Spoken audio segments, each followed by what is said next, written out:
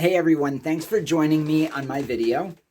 I'm honored that you're watching. You're taking time out to do that. If you want to skip this narrative, this monologue at the beginning, skip it. But there's a story behind this hunt that I think is pretty important, and it's got a message that's heartfelt for me. So I came into the 2022 season with a goal in mind that was very different from anything I've done before. And that was that I wanted to film with a camera guy tracking down a buck and succeeding at getting him. And I've never done that before, never had a camera guy per se.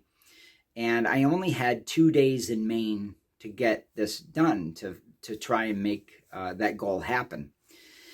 And so Wes LeBar from the Adirondacks, I barely knew him. We had scouted a little bit together, but our personalities matched, and he's a good hunter, great hunter. And he said that he would be my camera guy. And so we got to Maine, and I told him, I said, listen, 2 days is a short period of time to do something like this because I don't know what it's like to hunt with a camera guy behind me. And having double the motion and things like that is going to be a challenge for me, at least. Well, what happened was Wes is such a good hunter, and we were so comfortable together that it ended up really working well, and I shot my buck on the first day in its bed. Now, when we were talking, I said, listen, Wes, we can't be choosy about the track here, because in 2 days' time, sometimes you can't even get a big track in 2 days. But we had snow. It was really windy, and it was a good day, bright sunshiny day, but windy and snowy.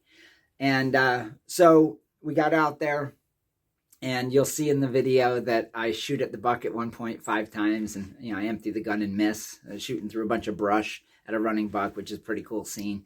But anyway, it was a fun hunt. I end up bumping him 3 or 4 times, and then I catch him laying down, and I kill him in his bed, which was awesome. So if you want to see that, skip to it. But here's where the story really takes a turn and is important to me. And it's the message I want to give for this video, the theme.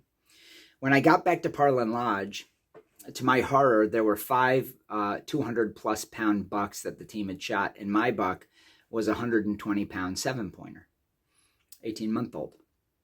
And I'm not the kind of guy that gets self-conscious, but I've never had my buck sitting on the end of a pole with the team's 200-pounders. And so suddenly I become self-conscious about social media again. And this has happened a long time ago in the past, and I had let that go. But Rick Labby said, let's have a picture taken of the buck, of all the bucks on the pole and things like that. Now it's become sort of a famous picture.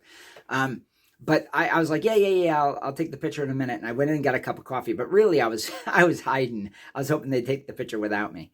And Rick Labby comes in. And here's a guy that's probably shot more 200-pound bucks than just about anybody alive today in the Northeast. And he seeks me out, and he says, listen, Mark, you need to be in the picture, man. Come on, what are you doing? Let's go.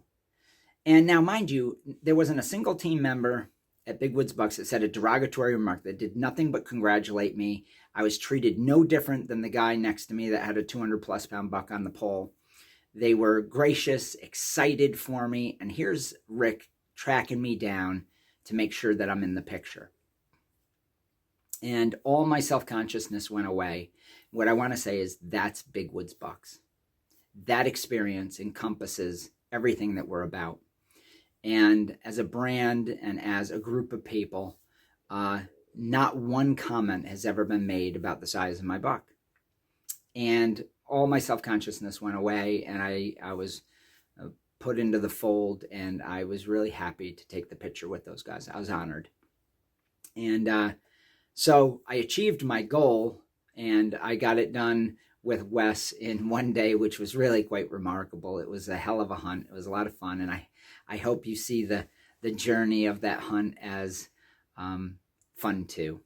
But most of all, I want to say, if you're part of the Big Woods Bucks Nation, we don't ever want to hear you apologize if you shoot a smaller buck.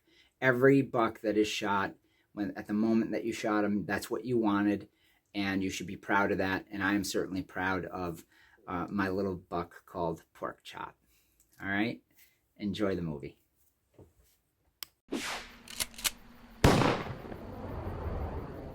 So we're starting up this mountain. We just parked the truck, and we're on some old tracks. We saw a lot of tracks cutting across. So just following the general pattern, trying to look for a track. So we find a tow dragger. So we got on this track that was made in the middle of the night. It was really windy, and the tracks were still existent where the wind was pounding. So I'm guessing it was around 2 or 3 in the morning. He's way ahead of us. He's cruising like crazy. And there's plenty of tracks in here we've seen, just most of it too old. This is the freshest one coming around the mountain. So let's see what happens.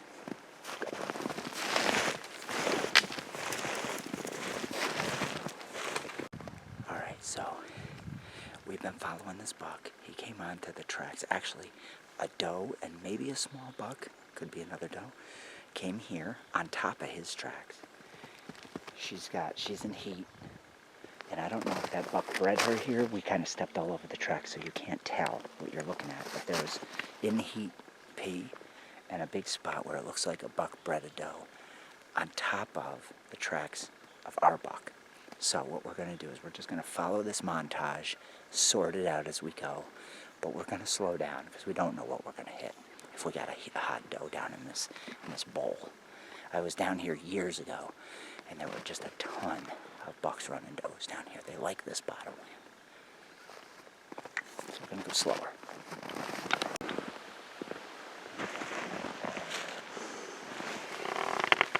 Alright. Well, we don't know what we got yet. He's a small buck, a smaller buck. I'm hoping he takes us to something bigger. But Wes is telling me blaze away when we see this bugger. So we'll see how I feel at the time. Let him have it, Mark. So this buck, first of all, he's bleeding from fighting. He's tired. Made a rub right back there. Came down here. Made a loop. And came back. Stopped there. Which tells me he's going to bed down within 200 yards. So we got to stop moving so much. And we got to get serious. So we're going down into first gear. And we're going to see what this thing is. I don't know if I'm going to shoot because I don't know what I'm seeing. So I might hesitate and fuck this up. Bleep out.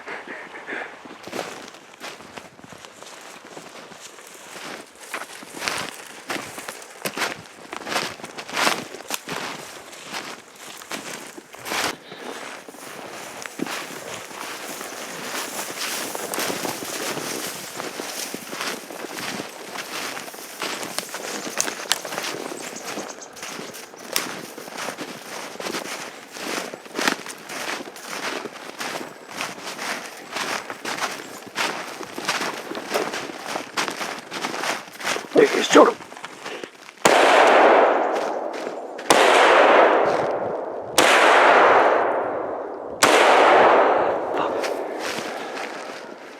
Shooting through shit, dude. I know, I saw branches flying.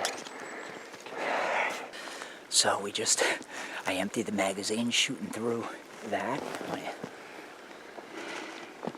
At the buck, we're guessing he's a 6-pointer. You know, I wanted to get it on camera. We got me shooting on camera.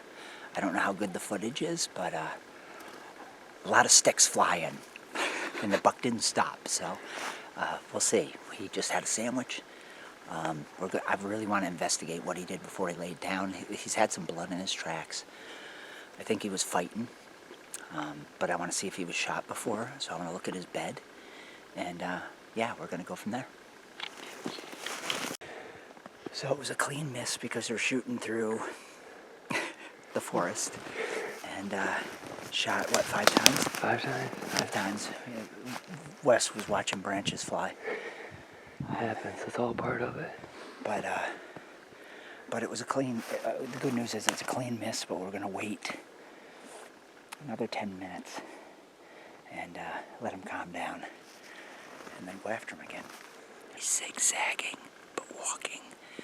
So slow and steady wins the game. We're not really in death creep because we got to catch him. But I think we're going to catch him in his bed or getting out of his bed. We're just going to take our time. All right, so we just bumped him again. Wes saw him first. I had a tree in front of me, literally right where, so Wes grabbed me, pulled me over, and I could see him, but I just couldn't get a shot. Got to stay on him slow and steady. We will get the shot.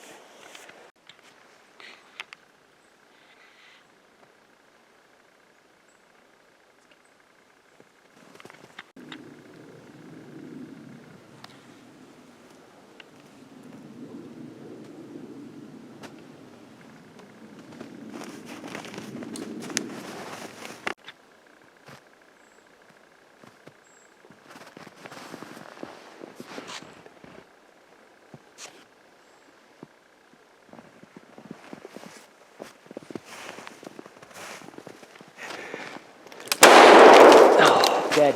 Nice buck. All right, get the camera rolling. It's rolling. Shot him in his bed. Beautiful buck, buddy. Shot him in his bed. Beautiful buck. Look at him up there. He's a tough Mark, bastard. you just shot that buck in his... We're what, 8 miles in? Yeah. I can smell him from here. Yeah, let's get this whole thing. I got really lucky with him just laying out in that area. But yeah, I'm speechless.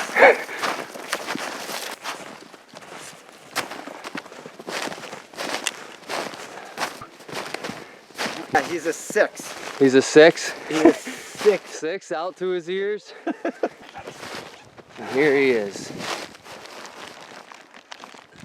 Oh, awesome experience. Well, we're in Maine. It was me and Wes LeVar having some fun. I told him when we started tracking him, I said he's going to be a 6 out to his ears. 6 or an 8. And it looks like he's maybe a 7. But we tracked him. How many times did we bump him? Twice. Yeah, we bumped him twice. Shot at him 5 times through the brush the first time. Couldn't get a shot the second time.